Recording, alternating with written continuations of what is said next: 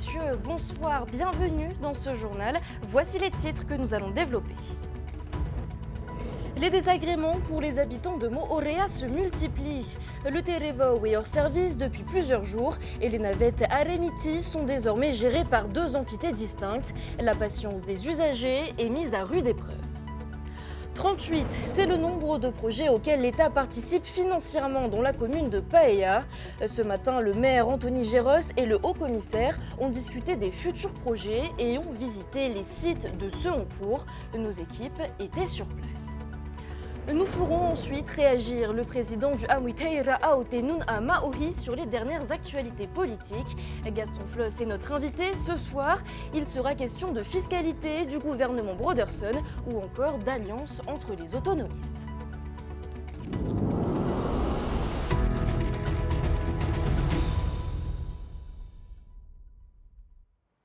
Mais avant d'aborder ces titres, une plainte a été déposée ce matin contre le maire de Papeete pour mise en danger de la vie d'autrui. Elle porte sur l'agression de deux touristes australiens le week-end dernier en plein centre-ville. Les détails avec Sam Tainaore et Oriano Tefo. 3 agresseurs, pareil, dans la ville de Papeete aussi. Ça n'a jamais abouti. Donc au mois de juin, ça va faire 2 ans. Marcy Brown Pautea énumère les nombreuses plaintes pour des agressions gratuites à Papeete qui n'ont jamais abouti à l'arrestation des auteurs. Elle s'appuie sur sa propre expérience pour dénoncer certains dysfonctionnements au niveau de la vidéosurveillance. Moi, je demande justice pour tous. À quoi servent les caméras dans ce cas-là? À quoi servent ces éclairages? Ce soir-là où j'ai été agressée, beaucoup de ruelles de Papeete n'étaient pas en marche. Parce que j'ai géolocalisé moi-même mon sac que j'ai pu retrouver par moi-même, malgré que les forces de l'ordre étaient en planque et tout ça. Dans cette ruelle-là même, ce n'était pas non plus allumé. J'ai pu visionner les caméras dont j'en ai fait la demande exceptionnelle au premier adjoint au maire de Papeete et les 2 capitaines que je voulais vraiment voir les caméras. Et là, je constate qu'il y a 4 caméras qui étaient noires et puis ça tournait en boucle. J'ai demandé, mais c'est défaillant. Joint par téléphone, la municipalité de Papeete n'a pas souhaité communiquer sur le sujet aujourd'hui. Focus à présent sur les problèmes de navette que rencontrent les habitants de Moorea. Avec la panne du Terevao et la scission entre les propriétaires des bateaux Aremiti, les usagers doivent prendre leur mal en patience. Explication avec Naya Bennett. 5h10 et 6h25, ce sont les 2 horaires de forte affluence de la navette Aremiti 6 à Moorea. En cas de retard, les usagers du Aremiti 6 avaient jusqu'à maintenant la possibilité de se rediriger vers le ferry 2. Mais la scission entre les 2 navires a changé la donne. C'est difficile pour nous, on ne sait pas trop ce que l'on nous réserve. On entend que l'on va augmenter le tarif de nos abonnements, il y a la scission entre les navires, on perd nos avantages, on n'a plus qu'à faire avec, on n'a pas le choix. C'est cher, mais on n'a pas le choix pour aller au travail. Et si tu rates ce bateau, le 6, comment fais-tu? Eh bien, tu payes encore un nouveau billet, parce qu'avec l'abonnement, tu pouvais prendre les 2 bateaux. Aujourd'hui, ce n'est plus possible, tu es obligé de payer.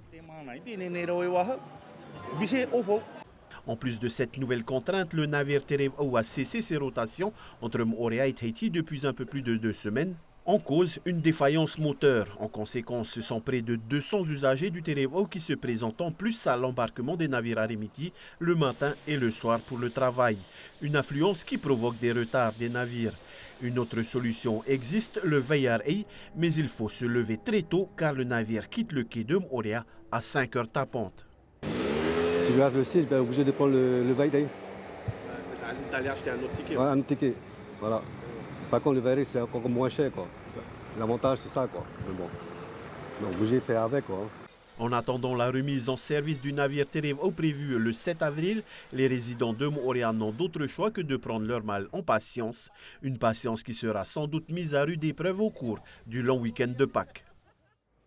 À Paella, le Tavana, Anthony Géros et son conseil municipal ont accueilli le haut-commissaire Eric Spitz. C'était l'occasion de faire un tour d'horizon des projets en cours et des perspectives.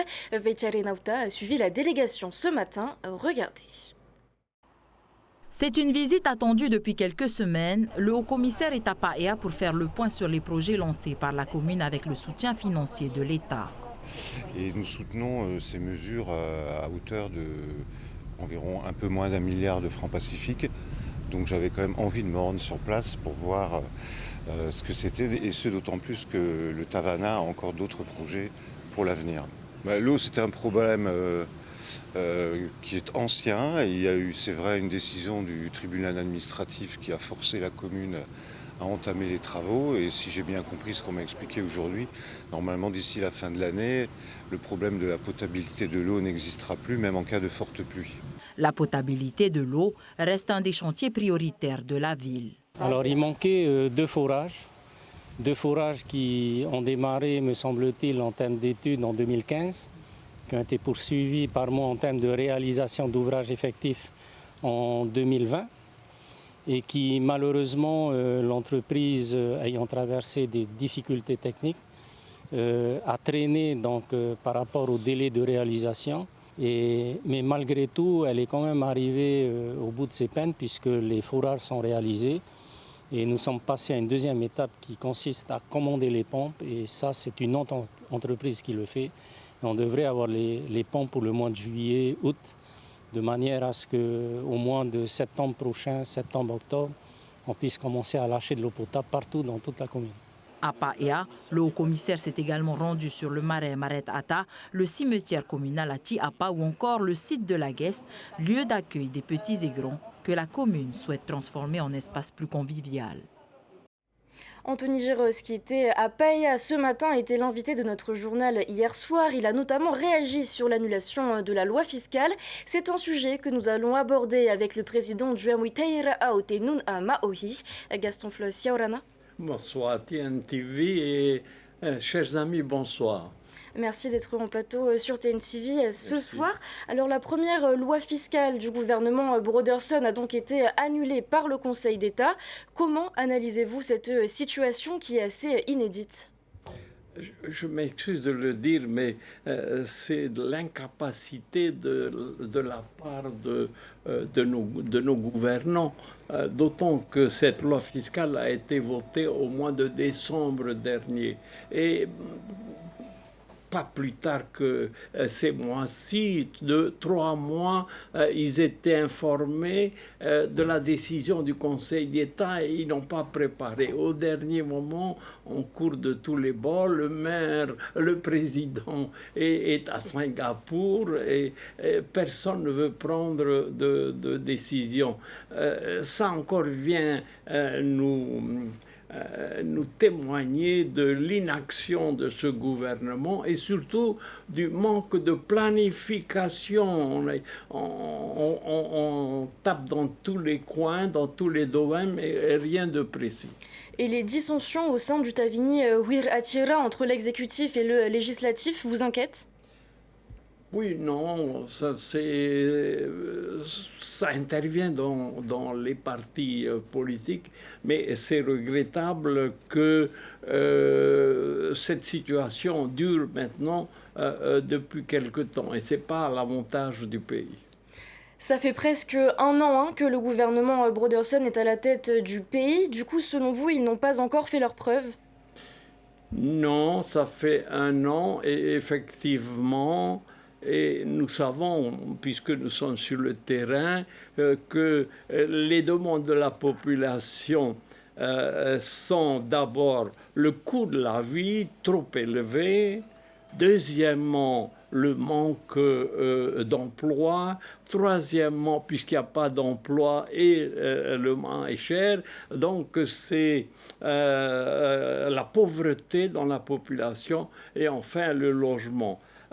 Toutes ces questions urgentes, aucune n'a été réglée. Aucune. Ce n'est pas parce qu'on a supprimé la TVA sociale que les prix vont baisser. Il y a plusieurs actions à mettre au point, à mettre en route, mettre en action pour arriver à ce point-là. Et puis ensuite, il faut dire qu'il y a 70 000 ressortissants au régime de solidarité territoriale, c'est-à-dire des personnes, des familles qui ont un revenu inférieur au SMIC ou qui n'ont pas du tout de revenus. Comment vous les faire? Vous l'avez abordé tout à l'heure, Moetai Broderson est en déplacement à Singapour pour toute une série de rencontres et de visites. Selon vous, est-ce que la Polynésie peut tirer des bénéfices de ce voyage ? Peut-être s'en inspirer pour faire des choses ici. Ce pays est mal choisi parce que Singapour est un État très très riche et les investisseurs là vont investir dans les pays où, par exemple, dans le domaine de l'hôtellerie, il y a un revenu suffisant de l'ordre de 30%, et ce n'est pas le cas chez nous. Et puis, le président ne va pas comme ça dès le premier voyage. Il faut envoyer des éclaireurs qui vont rencontrer pour qu'ils gagnent du temps également. 15 jours pour rencontrer 200 personnes. Qu'est-ce que ça rapporte rien? Gaston Floss, il y a quelque chose dont on n'entend plus trop parler. Il s'agit de la plateforme autonomiste. Il semblerait qu'il y ait des désaccords, notamment autour de votre projet de statut de pays associé. Est-ce que vous pensez que la plateforme va réussir à voir le jour ? C'est le prétexte qui a été inventé par Mademoiselle Sonker, Madame Sonker plutôt, qui ne veulent pas entrer dans cette plateforme, mais ils n'ont qu'à le dire clairement. Nous ne voulons pas, mais n'ont pas cherché. Le statut de la souveraineté ne peut pas empêcher tout le monde de travailler ensemble comme on le fait actuellement. Nous travaillons ensemble, mais ça, la question du statut, c'était pas la question prioritaire. La question, les 4 questions que je vous ai, les 4 points que je viens de vous désigner, c'est là où nous devons nous unir et puis mettre en application, mettre en action tout cela. Mais Madame Sonker est venue, et quand même, elle a assisté à des réunions uniquement pour avoir des avantages. Est-ce qu'on peut me donner 3 représentants pour que j'ai un groupe? Voilà. Donc, selon vous, il y a encore trop de divergences, notamment avec le Ahireya Purinetia, pour que la plateforme puisse voir le jour avec tous les partis autonomistes? C'est pas une divergence. Ils ne sont pas venus pour vraiment se dire, voilà, nous avons intérêt à nous mettre ensemble et ensemble, nous pourrons vraiment être bien placés pour le renouvellement. Non, pas du tout. Ils sont venus pour chercher des avantages. Et puis, elle a accusé de la première fois, c'était vous n'avez pas de projet. La deuxième fois, c'est le statut de souveraineté. Non. Mercredi dernier, vous avez rencontré la mission d'information sur l'évolution du statut des Outre-mer.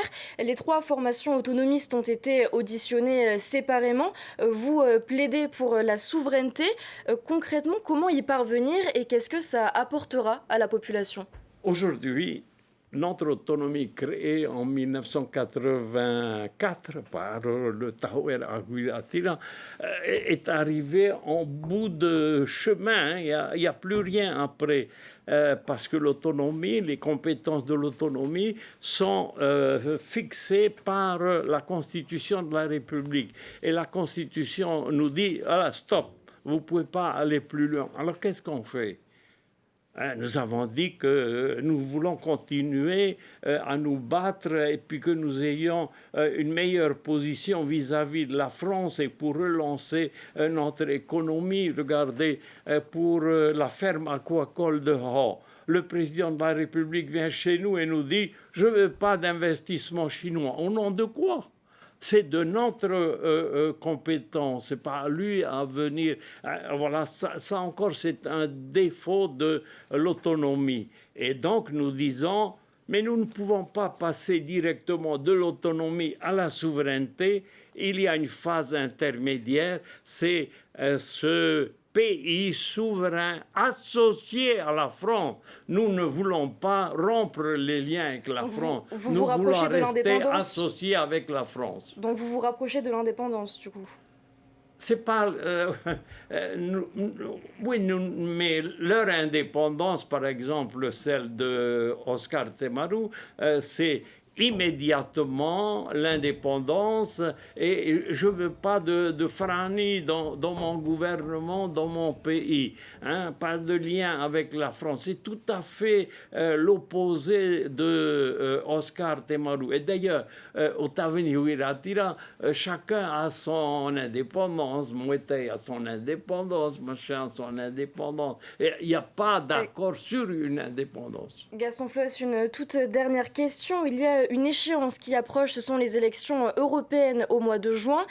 Il semblerait que la plateforme autonomiste ne pourrait donc pas voir le jour d'ici là, mais est-ce que des discussions sont déjà en cours peut-être pour soutenir un candidat en commun? Nous avons, le président Fritsch et moi-même, nous en avons discuté et nous lui avons dit, bon, tu choisis le candidat qui sera du Tapurahuira-Atira et nous allons le soutenir. Et nous avons rencontré ce jeune garçon brillant, Mwerani Frebo, qui a été administrateur des Marquises, qui a fait de bonnes études, qui est maintenant secrétaire général de la commune de Hivaoa. Et je crois qu'il représentera bien, très bien la Polynésie au Parlement européen. Si tant est qu'il soit bien placé, parce que s'il est 30e, ce n'est pas la peine, nous perdons. Et alors, nous reverrons la liste que nous allons soutenir à ce moment-là.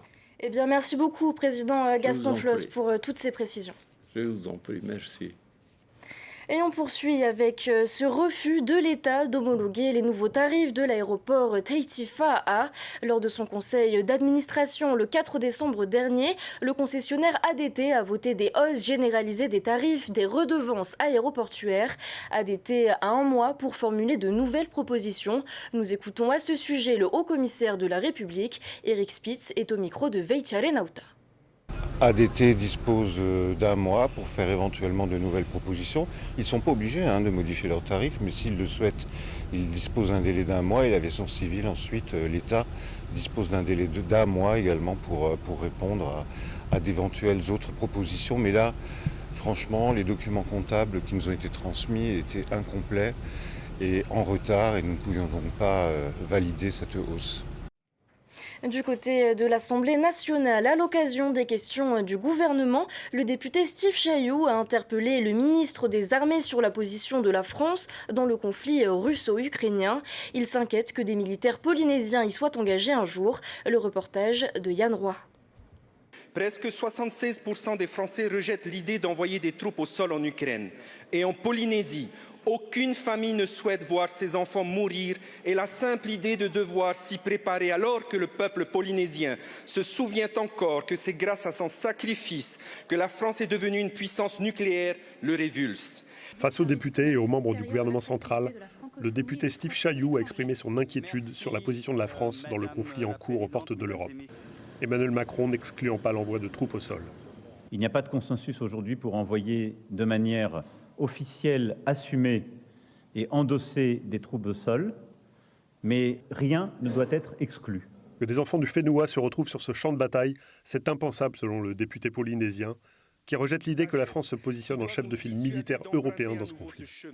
Il semble judicieux de mettre un terme à cette ambiguïté stratégique pour revenir vers une résolution diplomatique et ainsi apparaître comme le bâtisseur de paix de l'Union européenne plutôt que son chef de file militaire.